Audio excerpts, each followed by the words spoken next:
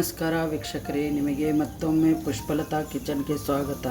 ಇವತ್ತು ನಾನು ಮಾಡ್ತಾ ಇರೋದು ಬೆಟ್ಗೆರೆ ಚಟ್ನಿ. ಬೆಟ್ಗೆರೆ ಚಟ್ನಿಗೆ ನಾನು 2 ಲೋಟ ಅಷ್ಟು ಹುರ್ಕಡಲೆ ಇದೆ, ಇದನ್ನು ಮಿಕ್ಸಿ ಮಾಡ್ಕೋಬೇಕು. ಆಮೇಲೆ ಅದಕ್ಕೆ ಈರುಳ್ಳಿ, ಹಸಿಮೆಣಸಿನ್ಕಾಯಿ ಮತ್ತು ಸ್ವಲ್ಪ ಮೊಸರು ತೊಗೋತೇನೆ. ಇದರಲ್ಲೇ ನೋಡಿ ಈ ಥರ ನೈಸಾಗಿ ಹುರ್ಕಡಲೆ ಆಗಬೇಕು.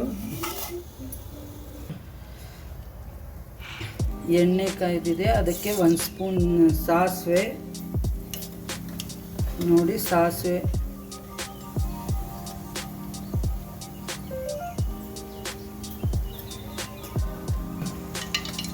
ನೋಡಿ ಸಾಸಿವೆ ಆಗಿದೆ.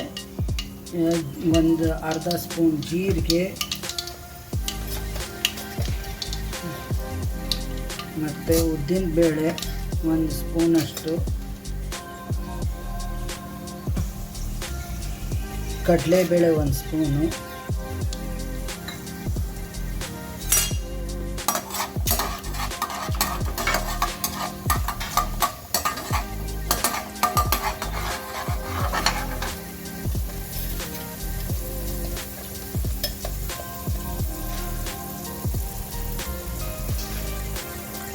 ಹಿಂಗು 1 ಸ್ವಲ್ಪ.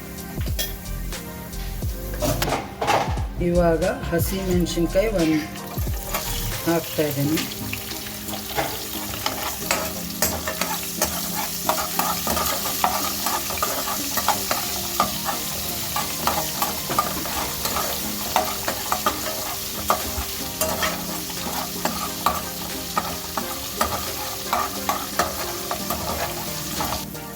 ಇವಾಗ ಈರುಳ್ಳಿ ಹಾಕ್ತಾಯಿದ್ದೀನಿ. ಇದು ಈರುಳ್ಳಿ ಮತ್ತು ಹಸಿಮೆಣಸಿನ್ಕಾಯಿ, ರುಚಿಗೆ ತಕ್ಕಷ್ಟು ಉಪ್ಪು.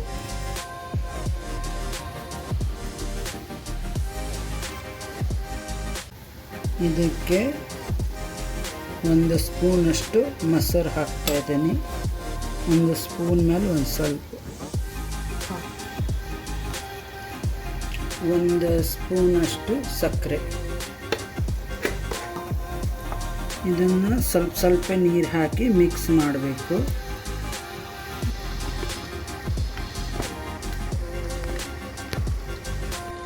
ನೋಡಿ ವೀಕ್ಷಕರೇ, ಈ ಥಿಕ್ನೆಸ್ ಬರಬೇಕು. ಆಮೇಲೆ ಇದಕ್ಕೆ ನಾವು ಏನು ಈರುಳ್ಳಿ ಹಸಿಮೆಣಸಿನ್ಕಾಯಿ ಒಗ್ಗರಣೆ ಮಾಡ್ಕೊಂಡಿರ್ತೀವಲ್ಲ, ಅದನ್ನು ಫುಲ್ ತಣ್ಣಗಾದ ಮೇಲೆ ಮಿಕ್ಸ್ ಮಾಡ್ಕೋಬೇಕು. ಇದಕ್ಕೆ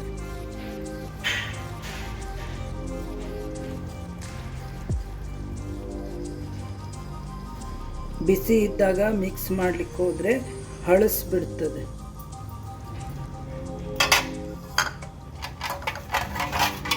ಆಮೇಲೆ ಕೊತ್ತಂಬರಿ ಸೊಪ್ಪು,